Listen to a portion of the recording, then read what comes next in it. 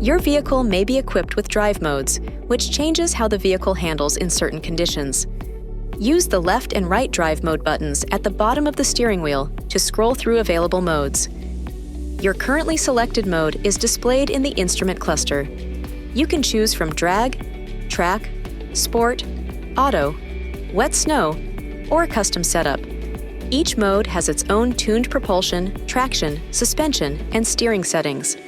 By navigating to the Dashboard tab under the Vehicle section of your touchscreen, you can choose drive modes to see more detailed information about each of the modes, or go into the custom setup to tweak the settings exactly to your liking. This video is not intended to take the place of your owner's manual.